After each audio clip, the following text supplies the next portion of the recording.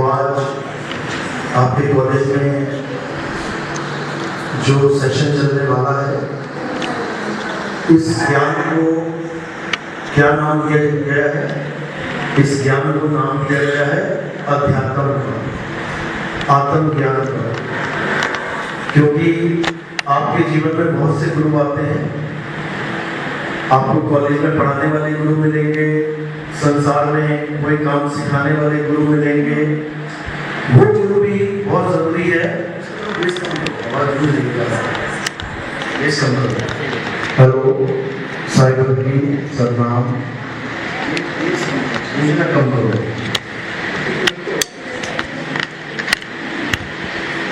तो आपके जीवन में बहुत से गुरु मिलेंगे और हर गुरु आपको कोई ना कोई ज्ञान देगा।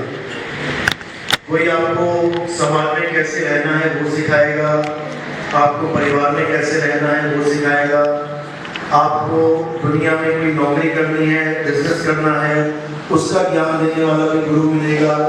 यानी अगर आपके जीवन में कोई भी गुरु आता है तो समझो कि आपकी उन्नति होना पक्का है, तय है। आपको कोई ना कोई ऐसा ज्ञान मिलेगा जिससे आप अपने जीवन को बड़े आराम से जी सकते हो, इस दुनिया में पैसे कमा सकते हो, बिजनेस कर सकते हो। यानी कोई ना कोई गुरु आपको कुछ ना कुछ दे के ही जाएगा। तो आपके जीवन में दो प्रकार के गुरु होते हैं। एक है जो इस दुनिया में आपको जीना सिखाएगा, रहना सिखाएगा, कमाना सिखाएगा, और एक गुरु होता है जो आपको इस दुनिया से जाना कैसे है वो सिखाएगा। क्योंकि हमेशा के लिए तो आप यहाँ रहोगे नहीं कि आप सोच रहे हो कि मैं पैदा हो गया इस दुनिया में, अब मैं हमेशा रहूंगा। दुनिया छोड़ के जाना पड़ेगा, ये अटल सत्य है कि आपको ये दुनिया छोड़ के जाना ही पड़ेगा।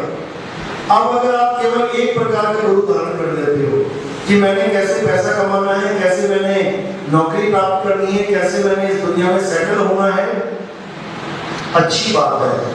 लेकिन ये आपको आधा ज्ञान मिला, बिल्कुल अभिमन्यु की तरह। अभिमन्यु को चक्रव्यूह में घुसने का ज्ञान था, घुस गया लेकिन निकल नहीं पाया। क्यों? क्योंकि निकलने का ज्ञान नहीं था। यानी घुसने का ज्ञान तो मिल गया, घुस गए, लेकिन निकलने का ज्ञान नहीं मिला तो मर गए। अगर उसके पास निकलने का ज्ञान होता तो क्या अभिमन्यु मरता? नहीं मरता। इसका मतलब आधा ज्ञान उसको मिल गया और आधा वो प्राप्त नहीं कर पाया। इसमें किसका नुकसान हो गया? अभिमन्यु का। इसी प्रकार अगर आप केवल आधा ज्ञान प्राप्त करके जीवन जी रहे हो, यानी आपने केवल उन गुरुओं को धारण किया जो आपको दुनिया में रहना कैसे है, कमाना कैसे है, जीवन बिताना कैसा है, ये सिखा रहा है, तो समझो कि आधा चक्रव्यूह तो आपने भेद लिया, घुस गए। लेकिन अगर आपको ये नहीं पता कि जब मेरी मृत्यु आएगी तब मैं क्या करूंगी, मेरी मौत आएगी तो मुझे क्या करना है, अगर ये ज्ञान आपके पास नहीं है तो समझ लो कि आपकी दशा अर्जुन अभिमन्यु की तरह हो जाएगी। और अगर आपने चक्रव्यूह भेदना सीख लिया कि भेद के निकल कैसे जाना है बाहर, तो आप अर्जुन की तरह बिल्कुल पूर्ण हो जाओगे। क्योंकि अर्जुन के पास दोनों भेद थे। अर्जुन जब अपनी घरवाली को चक्रव्यूह भेदना कैसे ये सिखा रहा था तो अभिमन्यु मां के गर्भ में था और वो सुन रहा था कि पिताजी क्या क्या बोल रहे हैं। लेकिन जब वो बाहर की बात करने लगे कि बाहर कैसे निकलना है, इतने में मां को नींद आ गई और वो अभिमन्यु बात नहीं सुन पाया। समझो ये संकेत मिल रहा है हमें कि हमें केवल संसार में आना, रहना, खाना, पीना ही नहीं, संसार से निकलना कैसे है इसका भी भेद प्राप्त होना चाहिए। नहीं तो फिर इसी संसार में 184 योनियां भी हैं। केवल इंसान जन्म नहीं है कि तुम हमेशा इंसान बन के आओगे। तुम्हें पता योनियों में जाना पड़ेगा। कुत्ता, बिल्ली, हाथी, घोड़ा, बकरा, मक्खी, मच्छर, सांप, बिच्छू, खटमल, क्या क्या नहीं बनना पड़ेगा और बनना पड़ेगा। ये अटल नियम है, यहाँ भगवान विष्णु जैसे कभी मछली बन के, कभी कछुआ बन के, कभी वराह बन के ये हमें दिखाते गए हैं कि मैं भगवान होता हुआ 84 योनियों को धारण कर रहा हूं, तुम्हें भी करनी पड़ेगी। लेकिन अगर तुम्हें इस संसार से निकलने का रास्ता पता लग जाए, वो विधि पता लग जाए कि मैं अच्छा खासा जीवन जीने के बाद जब मृत्यु आएगी तब क्या करूं, तो समझ लो कि तुम इस चक्र से बाहर आ जाओगे, इस काल चक्र से बाहर आ जाओगे। इसको जन्म मरण से मुक्ति प्राप्त करना कहा जाता है। और इस ज्ञान को बांटने के लिए हमारे देश के बड़े बड़े संत बाबा नानक कहां से कहां पहुंच गए, श्रीलंका से लेके अरब देश तक भ्रमण किया उन्होंने। सोचो किसके लिए, उस वक्त तो कोई कारें भी नहीं थी, उस वक्त कोई हवाई जहाज भी नहीं था, पैदल कहां पहुंच गए, अरब देश तक। क्यों, किसके लिए, हम लोगों के लिए, जीवों के लिए, कि जो ज्ञान मैं समझा रहा हूं ये सबको समझ में आ जाए और सबका जन्म मरण का रोग खत्म हो जाए। वो कोई पैसा इकट्ठा करने के लिए नहीं गए थे कि मैं बड़ा करोड़पति बन जाऊं, अरबपति बन जाऊं। वो जंगलों में पैदल चल रहे हैं, वो ऐसी ऐसी जगह पे पैदल चल रहे हैं जहाँ पे कितने कितने जानवर इंतजार कर रहे हैं। हर तरह की मुसीबत से लड़ते हुए हम लोगों तक ज्ञान पहुंचाने के लिए उन्होंने इतनी मेहनत कर। बाबा नानक हो गए, रविदास जी महाराज हो गए, जगजीवन दास हो गए, बहुत से संत जिन्होंने बहुत भ्रमण कर करके दुनिया गा गा के लोगों को जगाया दुनिया में। तो इन लोगों का हमारे जीवन में आना बहुत बहुत जरूरी था, क्योंकि केवल दुनिया में रहना खाना पीना ही नहीं, दुनिया से निकलना कैसे है हमें ये भी पता होना चाहिए। क्यों, क्योंकि जब अंत समय आएगा तो ना तो तुम्हारी माता काम आएगी, ना पिताजी काम आएंगे, ना ही कोई दोस्त यार मित्र काम आएगा, ना ही तुम्हारा कोई पति या बच्चा काम आएगा। सब केवल तुम्हें देख रहे होंगे कि माँ की मृत्यु होने वाली है, रोएंगे, ज्यादा से ज्यादा पैसा लगा देंगे, इलाज करवा देंगे, लेकिन अंत समय में तुम्हें अकेले ही ये सब करना पड़ेगा। तो ये ज्ञान, इसका नाम है अध्यात्म। अध्यात्म मतलब अध्याय प्लस आत्म, आत्मा का अध्याय। बाकी ज्ञान क्या है, बाकी सांसारिक ज्ञान है, और ये ज्ञान क्या है, ये आत्मा का ज्ञान है। अब हमें आत्मा का ज्ञान प्राप्त क्यों करना है, ये सबसे बड़ा विषय है। कि ठीक है अध्यात्म कोई ज्ञान है, ठीक है आत्मा कुछ होती है, लेकिन मुझे आत्मा से क्या लेना है, आखिर आत्मा का हमारे जीवन में लाभ क्या है, आत्म ज्ञान का लाभ क्या है, क्या हो जाएगा अगर मैंने आत्म ज्ञान ले लिया तो इसको अच्छे से समझना पड़ेगा। यानी जब आपका अंत समय आएगा, ये काया आपको छोड़नी पड़ेगी, इस शरीर से आप बाहर निकलोगे तो आपके पास दो ऑप्शन होंगे। पहला ऑप्शन कि आप दोबारा से ही ऐसा एक शरीर धारण करके दुनिया में आ जाओ, और दूसरा ऑप्शन अगर आप इस दुनिया से मुक्त होना चाहते हैं तो आप एक ऐसी जगह चले जाएं कि वहां से आपको वापस ना आना पड़े। बस दो ही ऑप्शन है। पहला ऑप्शन है एक शरीर को छोड़ा और दूसरा शरीर धारण किया। कहां जाके धारण करना पड़ेगा, मां के गर्भ में। आज आप जिस मां के गर्भ से ये शरीर लेके आए हो, कल को यानी अगले जन्म में तुम्हें कोई और मां मिल जाएगी। ये वाली माँ रोती रहेगी, गिड़गिड़ाती रहेगी, दुखी रहेगी, मेरी बेटी मर गई, मेरा बेटा मर गया, और तुम अगली माँ को धारण करके अपने नए परिवार में सेट हो जाओगे। तुम्हें पुरानी वाली माँ से कोई मतलब ही नहीं रह जाएगा। जिसको तुम कहते हो मेरी माँ, मैं रह नहीं सकता इसके बिना, मुझे बहुत प्यार है, तुम भूल जाओगे। देखो याद करके तुम्हारी पुरानी वाली माँ कहाँ है। एक नहीं अनंतों माँ छोड़ के आए हो, लाखों करोड़ों माँ छोड़ के आए हो, लेकिन इस जन्म की माँ मिल गई तो अब इसको अपनी माँ समझ लिया। यहाँ से मरोगे, किसी और क्या पैदा हो जाओगे, उसको अपनी माँ समझ लोगे। ये जन्म मरण का रोग चलता रहेगा और ये चलता ही रहेगा, इसका कोई अंत नहीं है। इसका अंत क्या है, ऑप्शन नंबर 2, यानी तुम इस शरीर को छोड़ो और कहाँ समा जाओ, अपनी आत्मा में समा जाओ। दो ही चीजें हैं, शरीर या आत्मा। शरीर आपको एक दिन छोड़ना पड़ेगा, आत्मा जिसमें आप एक बार रम गए तो आपको वापस नहीं आना पड़ेगा। इसी को आत्मज्ञान कहते हैं। एक है काया ज्ञान, शरीरों का ज्ञान, जिसमें अष्टांग योग आ जाता है, जब तक पूजा पाठ व्रत ये सब आ जाता है, तीर्थ मूर्त ये सब आ जाता है, परिक्रमा करना ये सब आ जाता है।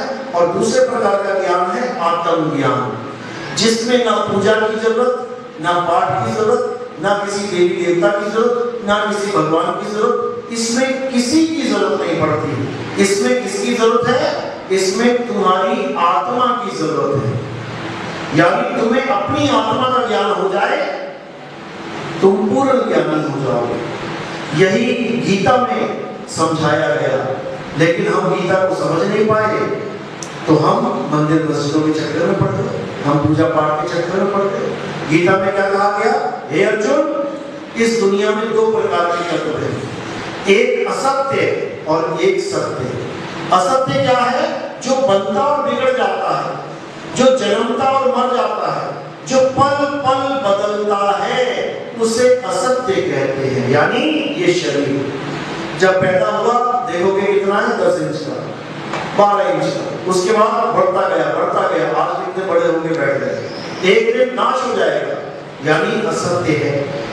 सबका शरीर असत्य है, ये पल पल बदल रहा है।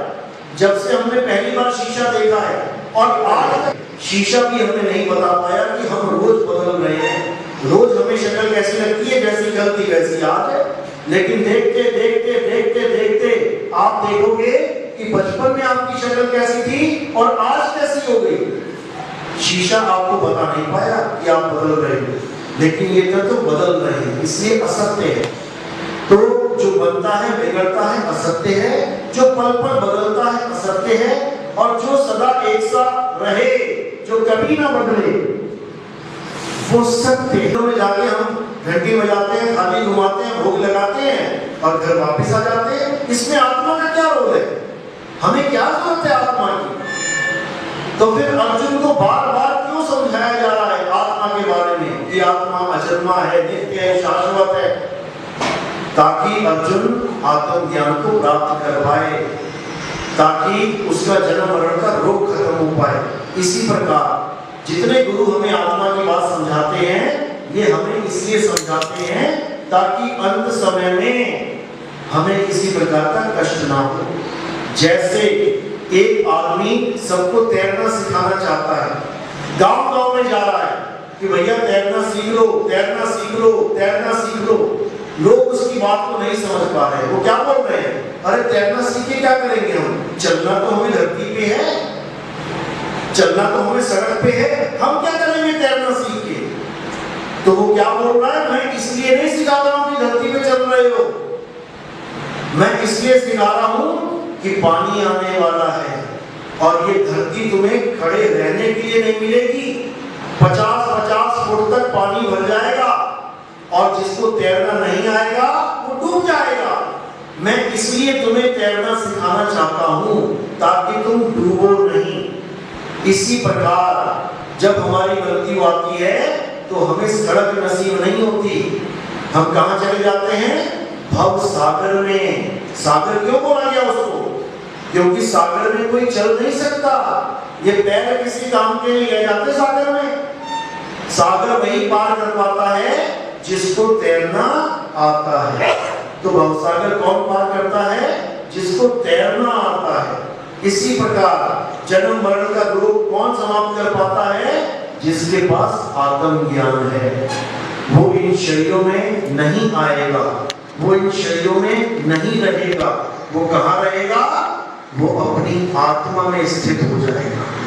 यानी उसी परम शुद्ध आत्मा को परम आत्मा कहते हैं।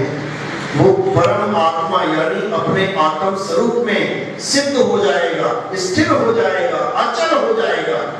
अध्याय 2 24वां श्लोक पढ़ना। क्या लिखा उसमें? हे अर्जुन, ये आत्मा अछेद्य है, अशोष्य है, आधार है। यानी इस आत्मा को कोई जला नहीं सकता, काट नहीं सकता, मार नहीं सकता। ये आत्मा अचल है, ये चलती नहीं है। और जो चलते हैं वो कौन है? वो जीवात्मा है। जो भी इस दुनिया में चल रहा है वो जीवात्मा है और परमात्मा अचल है, यानी वो चलता नहीं है, वो एक जगह स्थिर है, वो हिलता डुलता नहीं है। हमें क्या करना है? हमने उसी अचल अवस्था को प्राप्त करना है। यानी इस दुनिया में हमें कौन सी अवस्था मिली है? चल अवस्था। आज दिल्ली में है, कल मुंबई में है, परसों चेन्नई में है, कल कहीं है, परसों कहीं है। इस दुनिया में भ्रमण कर रहे हैं। मुक्ति कैसे मिलेगी? अचल अवस्था को प्राप्त करके। तो यही अचल अवस्था क्या कहलाती है? ये सत्य सनातन कहलाता है। हम जो कहते हैं ना कि हमारा धर्म क्या है? सत्य सनातन है। सत्य सनातन का मतलब समझ लो। सत्य सनातन का मतलब ये नहीं है कि तुम राम जी की पूजा करो, तुम कृष्ण जी की पूजा करो या देवी देवताओं की पूजा करो तब तुम सत्य सनातनी हुए। सत्य सनातन का मतलब है जो सदा से था, सदा है, सदा रहेगा, उसे सत्य सनातन कहते हैं। और वो क्या है जो सदा से था, सदा है, सदा रहेगा? आत्मा। आत्मा के अलावा और कुछ नहीं। आपको ये आत्मा का पाठ क्यों पढ़ाया जा रहा है? क्योंकि अभी इसकी कोई कीमत नहीं है आपके जीवन में। अभी आपके जीवन में किस चीज की कीमत है? कि मैं अच्छे नंबर ले आऊं, मुझे अच्छी नौकरी मिल जाए, अच्छी जगह मेरी शादी हो जाए, अच्छे बच्चे हो जाए, सब कुछ बढ़िया हो जाए तो हमारा जीवन सफल है। क्योंकि अभी आपका जो दिमाग है वो केवल भौतिकवाद में सुख ढूंढ रहा है। इससे पहले आपका दिमाग बचपन में कहां सुख ढूंढता था? खेल खिलौनों में। खेलों में आप पूरा पूरा दिन बिताते थे, गुड्डे गुड़ियों से आप निकल नहीं पा रहे थे, उसी में आपको लग रहा था कि यही मेरा जीवन है। आपका गुड्डा गुड़िया कोई छीन ले तो आप रोते थे, लेकिन आज वो गुड्डा गुड़िया कहाँ है? आपके दिमाग से निकल गया। अब आपके दिमाग में क्या बैठ है? भौतिकतावाद, कि मेरे पास एक अच्छी गाड़ी होनी चाहिए, बढ़िया बंगला होना चाहिए, अच्छा पढ़ा लिखा परिवार होना चाहिए, ऐसा होना चाहिए, वैसा होना चाहिए। बहुत अच्छी बात है, लेकिन उसके बाद फिर ये बदल जाएगा। उसके बाद आपके पास सब कुछ होगा लेकिन आत्मिक शांति नहीं होगी। फिर तुम बार बार सोचोगे कि क्या कमी रह गई, क्या कमी रह गई, क्या चीज प्राप्त की जाए। तब तुम्हें समझ में आएगा कि मन की शांति नहीं है। ये शांति कैसे प्राप्त होगी? ये तुम क्या करोगे? यूट्यूब पे या मोबाइल पे या टीवी में सत्संग प्रवचन सुनना शुरू करोगे। उसके बाद तुम्हें तरह तरह के बाबा जी दिखाई देंगे। आज यूट्यूब खोलो और केवल सत्संग लिख दो और उसके बाद झड़ी लग जाएगी बाबा लोगों को। हिंदू बाबा देखोगे तो वो कहेगा राम राम जपो, राधे राधे जपो, ऐसा करो वैसा करो। तुम हिंदू होगे तो तुम आकर्षित होने लग जाओगे उनकी तरफ। अगर कोई मुसलमान बच्चा है, जैसे ही खोलेगा तो उसको अल्लाह का पाठ पढ़ाने वाले कहीं मिल जाएंगे, नमाज पढ़ो, कलमा पढ़ो, ये करो, वो वहां आकर्षित हो जाएगा।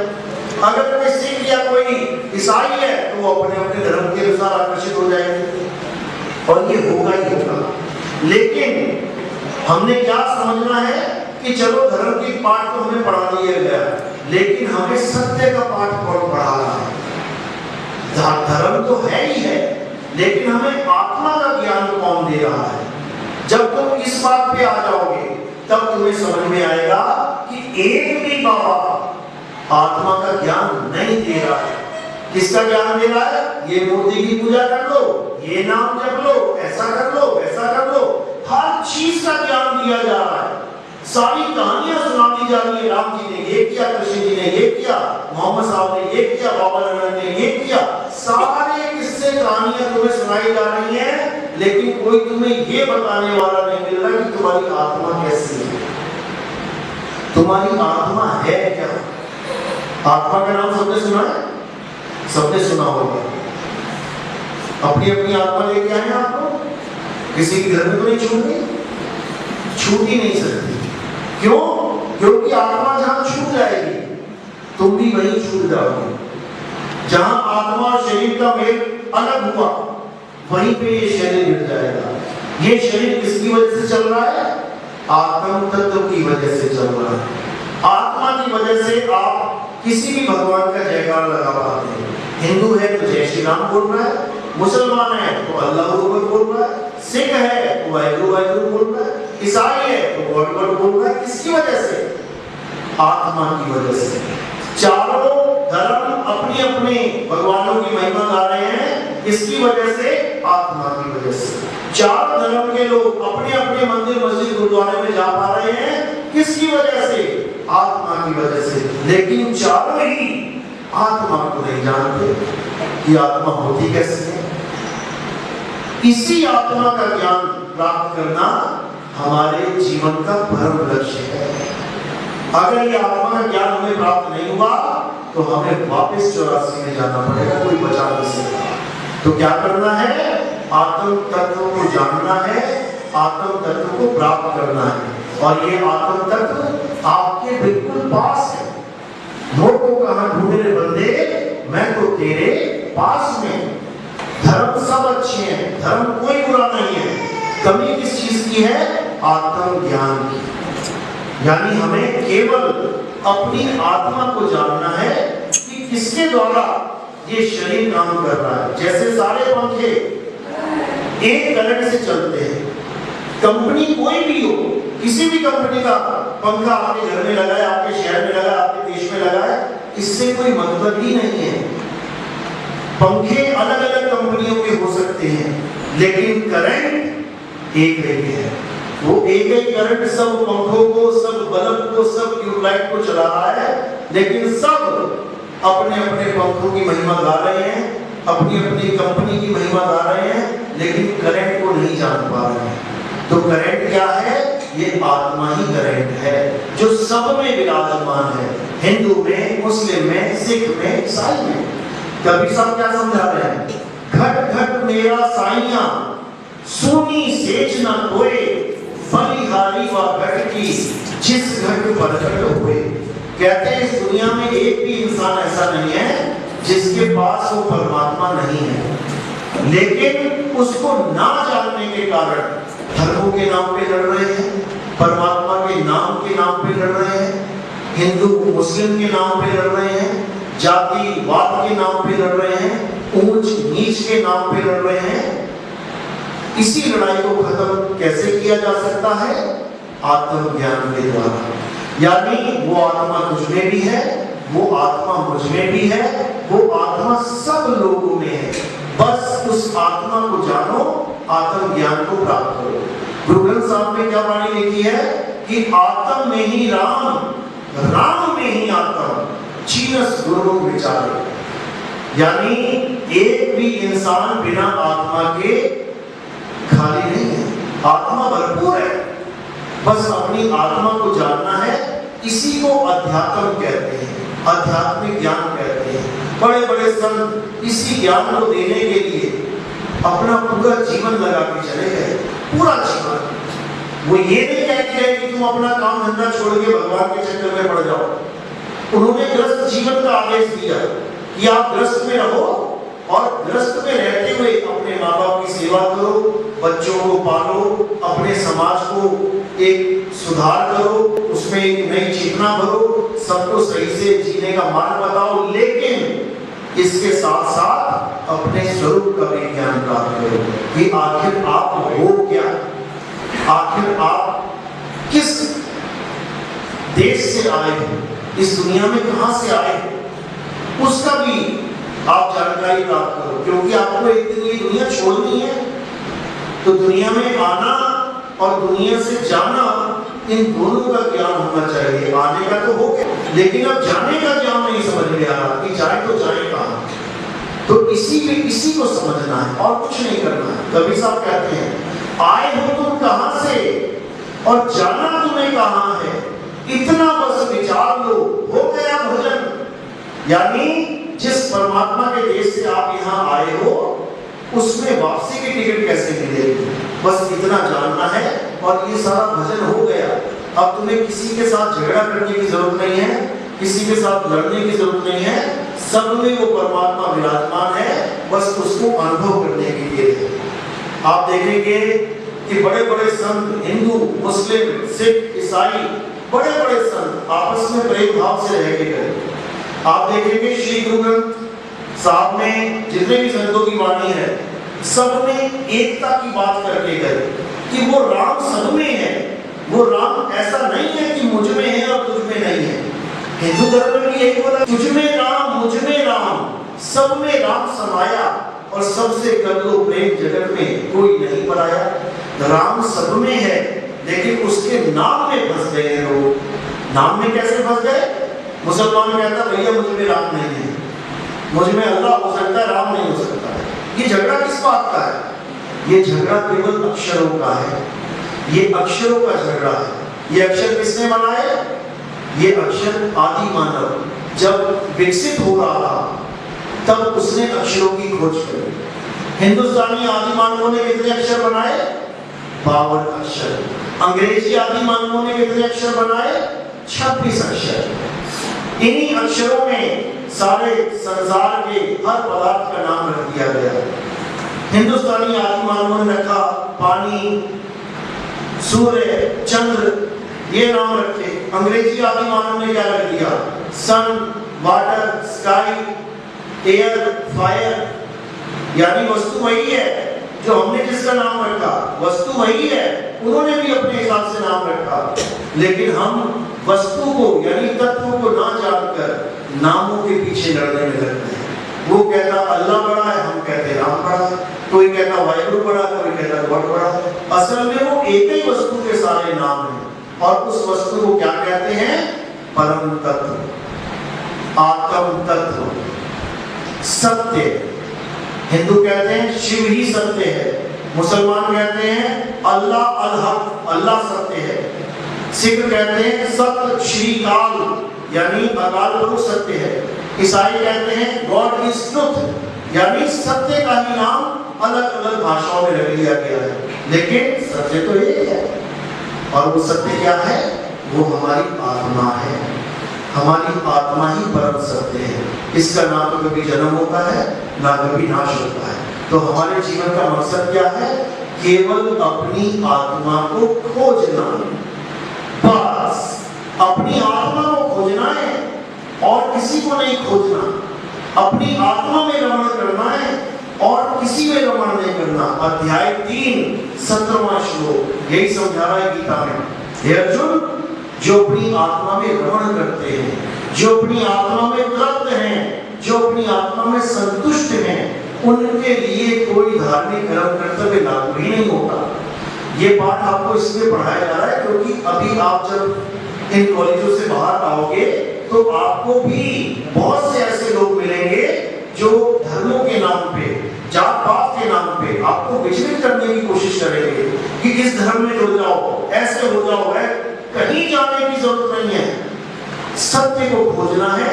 सत्य आत्मा है, तुम्हारे पास है। चाहे हिंदू बन के खोज लो, चाहे मुस्लिम बन के खोज लो, चाहे सिख बन के खोज लो, चाहे ईसाई बन के खोज लो, वो तत्व तुम्हारे पास है। वो आत्मा ही परम तत्व है। धर्म नाम की कोई चीज नहीं है। धर्म इंसानों के बनाए हुए हैं।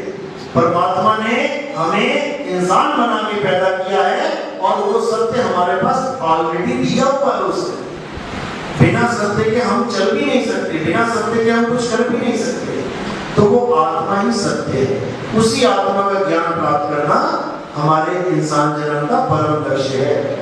अब 2 प्रकार के गुरु हैं जो आपके जीवन में आएंगे। एक आत्मा का ज्ञान देने वाले और एक आत्मा के अलावा कोई भी ज्ञान देने वाले। बस 2 ही प्रकार के गुरु हैं। जप तप करने वाले, पूजा पाठ करने वाले, हवन यज्ञ करने वाले, ये सब एक कैटेगरी में आ जाते हैं। और आत्मा का ज्ञान देने वाले ये दूसरी कैटेगरी में आ जाते हैं। तो हमने केवल आत्म ज्ञान प्राप्त करने वाले, आत्म ज्ञान प्राप्त करवाने वाले गुरु को समझना है। इसी से हमारा कल्याण होगा। और धर्म के नाम पे जितनी भी लड़ाई झगड़े हैं, इसमें हमने लिप्त नहीं होना है। ये हमारा उद्देश्य ही नहीं है। हम इंसान हैं, इंसानियत हमारा धर्म है। प्रेम करना, दया भाव रखना, सबको एक समान समझना, ये हमारा लक्ष्य है। अगर ये लक्ष्य हमने प्राप्त कर लिया तो भारत विश्व गुरु बन जाएगा। और धर्मों के नाम पे लड़ते रहे तो हमारा भारत खुद शमशान घाट बन जाएगा। जब हिंदू मुसलमान को मारेगा, मुसलमान हिंदू को मारेगा, तो रहेगा कौन यहाँ पे? कोई नहीं रह पाएगा।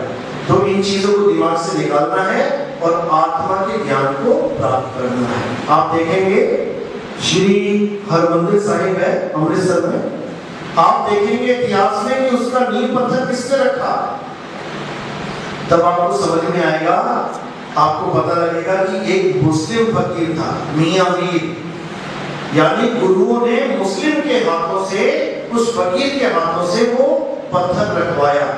आज कोई ऐसा कर सकता है गुरु? आज कोई गुरु ऐसा कर सकता है क्या? सब अपने अपने धर्म में, अपनी अपनी जात में, अपने अपने वर्ण में फंस गए हैं। ये प्रेम खत्म हो चुका है। क्यों? केवल आत्मज्ञान ना होने के कारण। जिस दिन हमने ये जान लिया कि मेरा राम सामने वाले में भी है, बताओ मैं नफरत किससे करूंगा? तुझ में राम, मुझ में राम, सब में राम समाया, लेकिन ज्ञान किसी को भी नहीं है राम का। राम का मतलब है आत्म राम। किसमें आत्मा नहीं है? सब में आत्मा है। बिना आत्मा के कोई चल ही नहीं सकता। तो उस आत्मा को प्राप्त करना ही हमारे सब ग्रंथों का सार है। गुरु ग्रंथ साहब में भी आता है, आत्म देव पूजिए गुरु के सहज सुभाए, आत्मे नो आत्मे की प्रतीक एक का ही पर्चा पाए। कहते हैं अगर आपने आत्मा का ज्ञान समझ लिया तो तुम्हें किसी तीर्थ में जाने की जरूरत ही नहीं पड़ेगी। आज हम लोग तीर्थ में जाते हैं और अखबारें भरी पड़ी हैं। सावन के महीने में हम जा रहे हैं तीर्थ यात्राएं करने। सावन के महीने में क्या होता है? बारिश पड़ती है, इतनी बारिश पड़ती है कि पहाड़ तक खिसक जाते हैं। तो जब सारे भगत पहाड़ों पे चढ़ गए सावन में, तो फिर क्या होगा? एक्सीडेंट होंगे, हादसे होंगे, लोग रोएंगे, चीखेंगे, चिल्लाएंगे। किसके लिए? क्या करते गए थे वहां पे? भगवान को पाने के लिए। अरे भगवान तुम्हारे घर में बैठा है, तुम्हारे इस काया में विराजमान है, लेकिन तुमने घर का भगवान ढूंढा नहीं और बाहर ढूंढने चले गए। अब हादसे ही होंगे और क्या होगा? तो कबीर साहब क्या कह रहे हैं? ज्यों तिल माही तेल है, ज्यों चकमक में आग, तेरा साईं तुझ में है, जाग सके तो जाग। कस्तूरी कुंडल बसे और मर्ग ढूंढे मनमाही, ऐसे रमता राम है ये दुनिया जाने नहीं।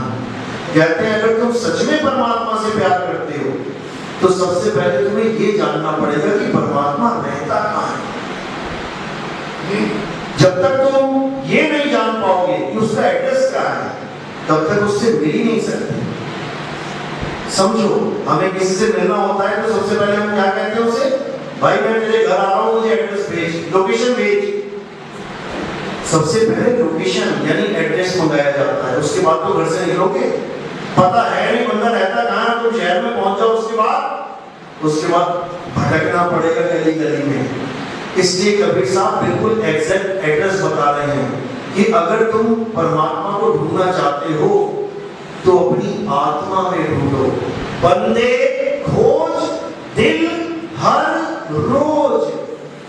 दिल का मतलब वो नहीं जो खून को पंप कर रहा है, उसमें घुस जाओगे तो खून ही मिलेगा उसमें। दिल का मतलब है तुम्हारी आत्मा, जिसकी वजह से ही काया काम कर रही है। तो आत्मा में ही परमात्मा का वास है और परमात्मा को पाना हमारे जीवन का एकमात्र लक्ष्य है। डॉक्टर बनना, इंजीनियर बनना या कुछ बड़ा कोई भी औहदा प्राप्त करना, ये पेट के धंधे हैं। अगर आप बड़ा आदमी नहीं बन पाए तो छोटा काम करोगे, खाना तो भी खाओगे। रिक्शे वाला भी खा रहा है, दिहाड़ीदार भी खा रहा है, मजदूरी करने वाला भी खा रहा है। इससे कोई बड़ा और छोटा नहीं हो जाता। तुम सोच रहे हो कि मैं बड़ा आदमी बनूंगा इसका मतलब मैं करोड़पति बन जाऊं? बिल्कुल नहीं। बड़ा आदमी तुम कब बनोगे? जब तुम बड़ी सोच रखोगे। बड़ा काम करने से कोई बड़ा आदमी नहीं बन जाता। इस चीज को दिमाग से निकालो। हमारे यहाँ ये डाल दिया जाता है कि सक्सेसफुल कौन है? जो करोड़पति है। बिल्कुल भी नहीं। जो करोड़पति है वो भी रोता हुआ जा रहा है इस संसार से। तो असली सफल इंसान कौन है? जो इस दुनिया से हंसता हुआ जाएगा, जो इस दुनिया से निकलना जानता है। आए हैं तो जाएंगे, राजा रंग फकीर, एक सिंहासन चढ़ चले, एक बंधे जंजीर। लोग कहते हैं अरे हम धार्मिक भी हो जाएं, आध्यात्मिक हो जाएं, उससे क्या होगा? मरना तो है ही है। बिल्कुल है, ये काया मरेगी एक दिन। लेकिन मरना भी दो तरह का है। एक सिंहासन चढ़ चले, यानी एक के लिए तो सिंहासन आएगा और एक बंधे जंजीर। इस कॉलेज से दो प्रकार के लोग निकलेंगे, एक पास होके निकलेंगे और एक फेल होके निकलेंगे। निकलना दोनों नहीं है। तो क्या करना है? आत्मा को प्राप्त करना है, आत्मा में रमण करना है। अभी नहीं समझ में आ रहा होगा, बिल्कुल अच्छी बात है, कोई बात नहीं। लेकिन आज जो बीज रोपण किया जा रहा है, ये आपको आने वाले समय में समझ में आएगा। अगर आपको छांव में रहना है तो आपको एक बीज लगाना पड़ेगा। उस वक्त छांव नहीं लगेगी, अभी मेरी बातें समझ में आपको नहीं आएगी, लेकिन जब आप खोजी हो जाओगे तो इन्हीं बातों से आपको संतुष्टि मिलेगी। चलो, ज्यादा लंबा सेशन ना करके छोटा सा सेशन करेंगे और आगे का ज्ञान आप YouTube चैनल कहत कबीर सुनो भाई साधो नितिन दास या फिर नितिन दास के सत्संग, आप इसको सर्च करेंगे, आपको सत्संग मिलेंगे। शुरू में आपको बिल्कुल समझ में नहीं आएंगे, ये मुझे पता है, लेकिन धीरे जैसे इस कॉलेज की पढ़ाई, जब आप पहली बार इस क्लास में बैठे और टीचर ने जब लेक्चर दिया तो आपके कई ऐसे बच्चे होंगे जिनको नहीं समझ में आया क्या बोला जा रहा है, क्योंकि बिल्कुल अलग टॉपिक चल रहा है।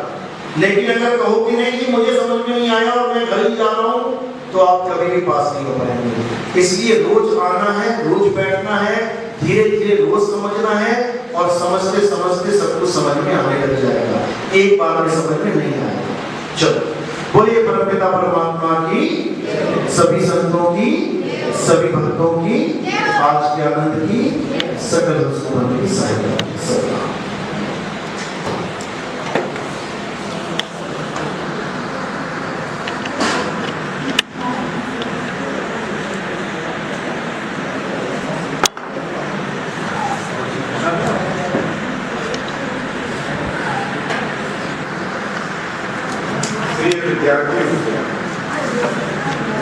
बाहर से पधारे हुए अभिभावकों को, आगंतुकों को, ये महाविद्यालय आज श्री नितिन दास जी महाराज के पावन चरणों की उपस्थिति पाकर धन्य हो गया है। महाराज जी ने बहुत ही गूढ़ बातों को आपके समक्ष रखा है। जो गूढ़ बातें हम कहीं अपने जीवनचर्या में भूल जाते हैं, हम उसका अनुसरण नहीं कर पाते। ऐसी गूढ़ बातों को कितने सरल शब्दों के माध्यम से आपके समक्ष रखा है महाराज जी।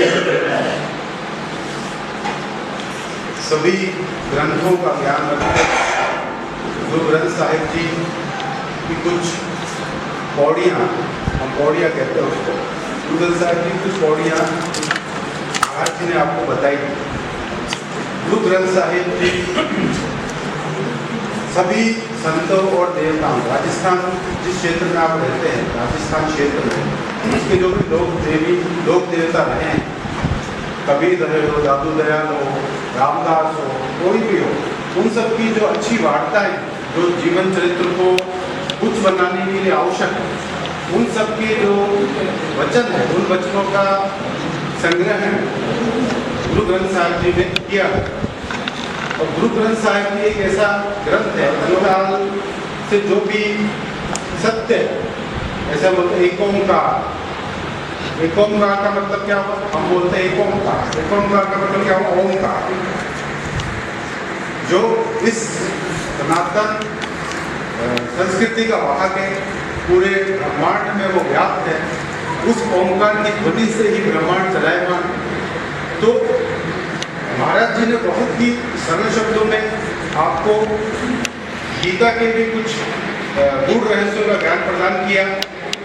और मैं समझता हूँ कि आपको बहुत ही सरल शब्दों में जो ज्ञान मिला है उस पर आप अनुसरण करेंगे। विशेष तौर से हमारे महाविद्यालय के विद्यार्थी जो आगे अपने भविष्य में जीवन में जाएंगे, वो सत्यानुशासन और सत्य का आचरण करेंगे, किसी से भी भेदभाव या बैरभाव नहीं रखेंगे। सभी जो देश के हमारे निवासी हैं वो सभी हमारे भाई बहन महाराज जी के कहने का जो मूल वक्तव्य मैं समझ पाया हूँ, जहाँ तक मेरी समझ है, वो यही है कि हम जब इस भारत देश में रहते हैं तो हमारे इस भारत देश के प्रति भी कुछ कर्तव्य हैं। उन कर्तव्यों का पालन करते हुए, सत्यानुशासन का आचरण करते हुए हमें अपने जीवन को इस प्रकार से विकसित करना है कि आगे आने वाली जो पीढ़ी है, वो पीढ़ी हमें कहे कि हमारे जो पूर्वज हैं वो इस प्रकार के हैं जो उन्होंने हमें अच्छे मूल्य प्रदान की, अच्छे गुण प्रदान की। महाराज जी का बहुत बहुत ही मैं आभार व्यक्त करता हूँ कि अपने व्यस्त समय में से उन्होंने कुछ समय महाविद्यालय के छात्रों के लिए निकाला। और मैं क्षमा प्रार्थी भी हूँ, आज थोड़ा गाड़ी खराब हो गई थी महाराज जी, तो थोड़ा लेट हो गए माने में, लेकिन आपने इस महाविद्यालय में पधार कर इस महाविद्यालय के छात्रों और गोपालगढ़ क्षेत्र के अभिभावक जो है, आगंतुक है, मेहमान है, उनके लिए आपने अपने श्री वचनों को कहा। इसके लिए महाविद्यालय परिवार आपका बहुत बहुत आभार और धन्यवाद व्यक्त करता हूँ।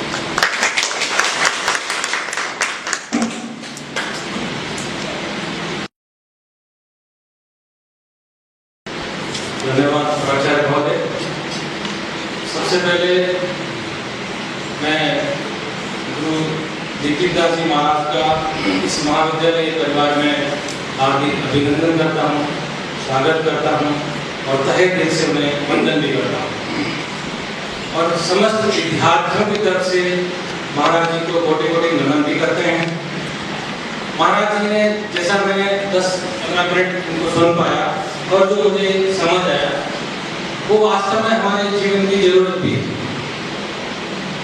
हम एक लोकतांत्रिक धर्मनिरपेक्ष राष्ट्र के निवासी हैं, तो उस दृष्टिकोण से देखा जाए तो हमें सभी धर्मों को समान नजर से देखने का हमारा एक प्रथम ड्यूटी भी है, कर्तव्य है।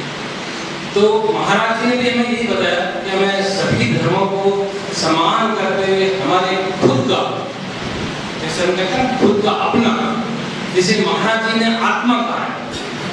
क्योंकि मैं विज्ञान का, बायोलॉजी का विद्यार्थी रहा हूँ, और जब हम 11वीं से शुरू करते हैं, बायोलॉजी पढ़ते हैं, तो हमारी एनसीईआरटी के पहले पार्ट का पहला पन्ना जो है, विद्यार्थी सभी जानते हैं, उस पहले पन्ने में लिखा है जीवन क्या होता है। उस अध्याय का नाम है लिविंग वर्ल्ड, सजीव जगत। उसमें लिखा है जीवन क्या है। जीवन क्या है उसकी व्याख्या यानी बताने के लिए एनसीईआरटी कहती है कि इस प्रश्न के उत्तर को समझने के लिए हमारे पास 2 रास्ते हैं कि जीवन क्या, व्हाट इज लाइफ। जिसमें पहला उत्तर जो है वो ये है कि हमारा शरीर कोशिकाओं से बना है। कोशिका हमारी इकाई है, खंड है हमारे शरीर का। जैसे ये भवन छोटे छोटे ईंट से बना है, ठीक वैसे हमारा शरीर जो है एक सूक्ष्म इकाई कोशिका से बना है, सेल से बना है। और इस सेल के अंदर जीव द्रव्य होता है, प्रोटोप्लाज्म के अंदर।